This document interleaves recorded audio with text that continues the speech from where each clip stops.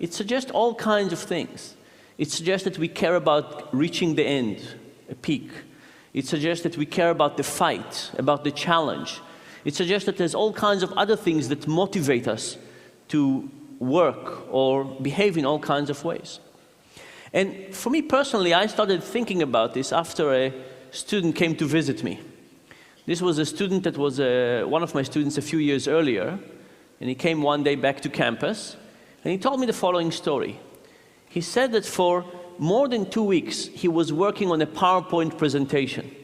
He was working in a big bank, and this was in preparation for a merger and acquisition. And he was working very hard on this presentation. Graphs, tables, information. He stayed late at night every day. And the day before it was due, he sent his PowerPoint presentation to his boss, and his boss wrote him back and said, "Nice presentation, but the merger is canceled." And the guy was deeply depressed. Now, at the moment when he was working, he was actually quite happy. Every night he was enjoying his work, he was staying late, he was perfecting this PowerPoint presentation. But knowing that nobody would ever watch that made him quite depressed. So I started thinking about how do we experiment with this idea of the fruits of our labor.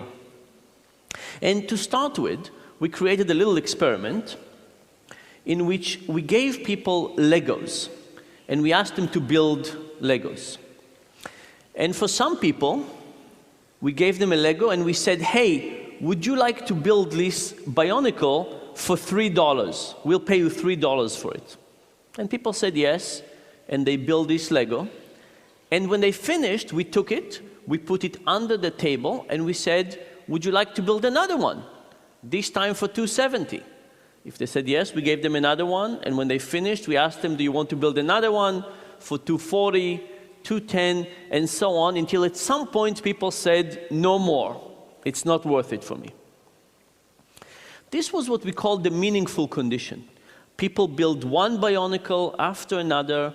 After they finished every one of them, we put them under the table, and we told them that at the end of the experiment, we will take all these Bionicles, we will unassemble them, we will put them back in the boxes, and we will use it for the next participant. There was another condition. This other condition was inspired by David, my student. And this other condition we call the Sisyphic condition. And if you remember the story about Sisyphus, Sisyphus was punished by the gods to push the same rock up a hill. And when he almost got to the end, the rock will roll over and he would have to start again. And you can think about this as the essence of doing futile work. You can imagine that if he pushed the rock on different hills, at least he would have some sense of progress. Also, if you look at prison movies, sometimes the way that the guards torture the prisoners is to get them to dig a hole, and when the prisoners finish, they ask them to fill the hole back up and then dig again. There's something about this cyclical version of doing something over and over and over that seems to be particularly demotivating. So in the second condition of this experiment, that's exactly what we did. We asked people, "Would you like to build one Bionicle for $3? And if they said yes, they build it. And then we asked them, "Do you want to build another one for $270? And if they said yes, we gave them a new one. And as they were building it, we took apart the one that they just finished.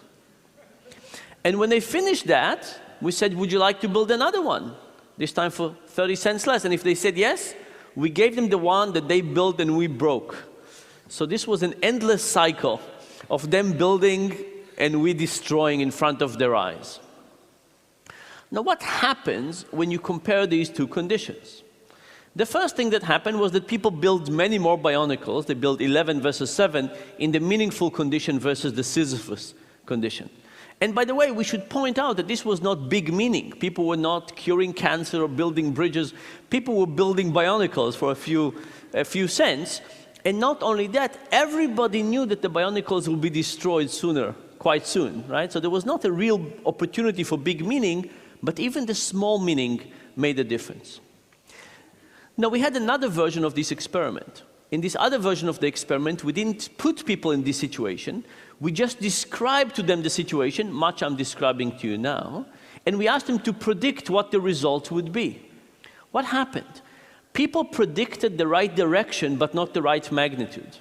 People who were just given the description of the experiment said that in the meaningful condition, people would probably build one more Bionicle.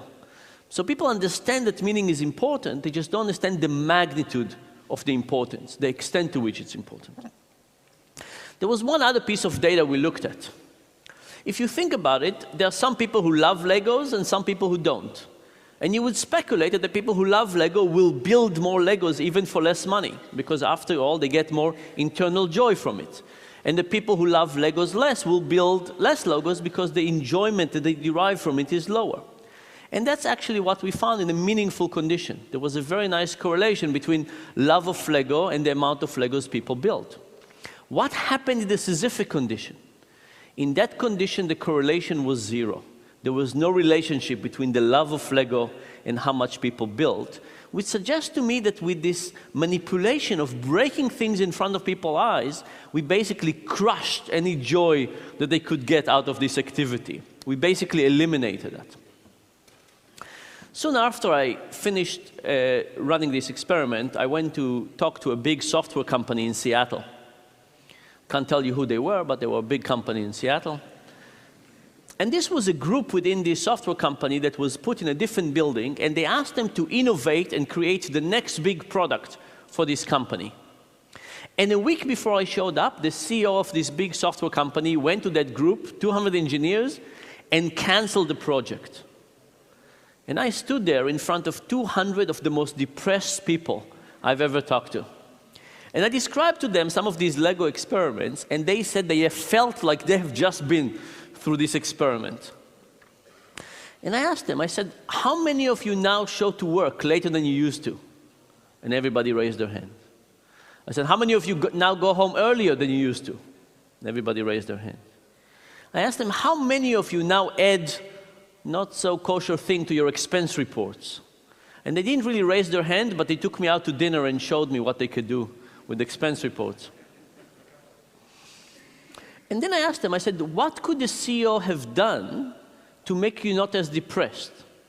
And they came up with all kinds of ideas. They said the CEO could have asked them to present to the whole company about their journey over the last 2 years and why they decided to do. He could have asked them to think about which aspect of their technology could fit with other parts of the organization.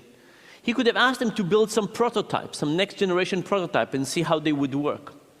But the thing is that any one of those would require some effort and motivation. And I think the CEO basically did not understand the importance of meaning.